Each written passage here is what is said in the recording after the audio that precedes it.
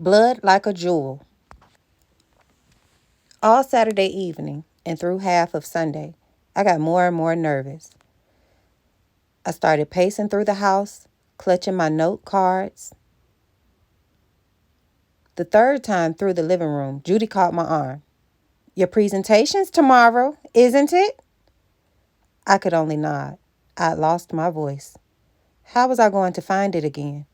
Come on, said Judy. Let's go to the Rock Crusher. Though we lived in the city, our house was in one of the newer neighborhoods. There were still patches of undeveloped land and a few rocks from our house. The Rock Crusher was an old abandoned quarry. The open mine sometimes filled with rainwater, making a small pond, but mostly it was just hills and trees and lots of rocks. David and Judy and I used to take picnics to the Rock Crusher, but I hadn't been there in ages. The pond was too shallow for swimming, so mainly it was a place for little kids to run around and collect rocks during the day. At night, sometimes teenagers would park there on dates or sneak off to drink beer. Mostly, though, there was no one around, and the woods were calm and peaceful. Okay, I said. I could practice there as well as at home. I started to gather up my note cards. Margaret said the old man who lives next to the Rock Crusher just got a horse, said Judy. She plucked the cards out of my hands and handed me 2 apples instead. The day was hot, so we walked slowly. Judy chattered on about the classes they had started broadcasting on TV for all of the high school students. 11th grade was on Channel 11. 7 a.m. history, 7:30 a.m. algebra, 8 a.m. English, and so on. I knew she was going on and on to try to distract me from my worrying, and even though I could see right through her, it kind of worked. When the classes first started, they were scary,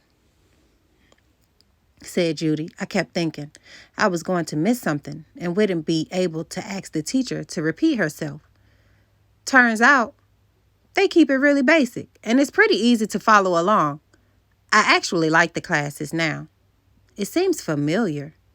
A way to get to go to school after all. Like the lions, I said softly. What? Asked Judy. Like how the lions roar at night, I said. You'd think it'd be scary, but I've heard them for so long it actually makes me feel safe. You're right, Judy said finally. It's like the lions. We walked in silence for a moment. I felt for the black feather. Even though it didn't work, I still had it in my skirt pocket. It was a gift from Liz. JT had only ever given me his math book, and I already had one of those. Judy, I asked, you ever have a crush on anyone at school? I mean, last year when you got to go. Yes, she answered slowly. Who? She shook her head. I'm not going to tell you. I'll tell you who I like if you tell me, I said. Fine, said Judy. Who do you like? JT, I admitted. I tried not to blush, but I think I did. Just a little. Red's little brother? Judy asked. I nodded. Judy laughed, but it was good-natured. I pouted. What? Heard he's not the brightest. I shrugged. Awful cute, though. I waited for her to tell me who she liked. But before she could, a group of teenagers in cars pulled up in front of us at a red light. They were all honking their horns and yelling, and one boy even waved at my sister. Who's that? I asked. Some stupid kids from school, said Judy. They've got nothing better to do. Most of the cars had signs in their windows. High school students against integration, support Fabius, Christianity, not communism. One girl leaned out of the window and yelled at us. 2, 4, 6, 8. We don't want to integrate. Then the light turned green and they drove off. Do all the students at Central feel that way? I asked. Judy shook her head. Only the loud ones. She didn't say anything else. Pretty soon, we came to an open lot with a barbed wire fence. In the middle of the field was a gray horse. We crawled carefully under the wire and fed the horse the apples. I scratched her nose, and she looked at me with wide eyes as brown as Judy's and Liz.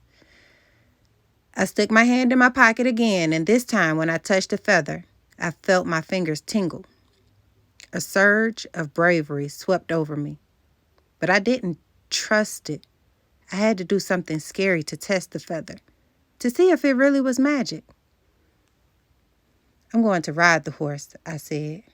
Judy shook her head. Come on, I said. Just give me a lift. Judy held out her hands, and I stepped onto them. She lifted me onto the horse's back. The mare was very tame and stood still as I tried to arrange myself. I had ridden a horse once or twice before at Girl Scout camp. But of course, I had had a saddle then. I sat straight up and grabbed her mane, just like they did in the movies. The horse turned her head back to look at me, then continued to chew the last apple core.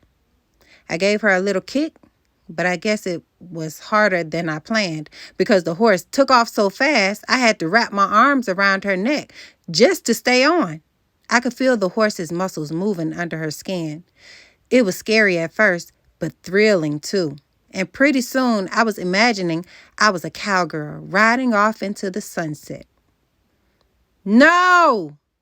In Indian. I could take the feather from my pocket and put it into my hair and ride forever. The horse stopped when she came to the far end of the pasture. I slid off and rubbed her nose as I waited for Judy to make her way over to us. It was great, I said. You have to ride her too.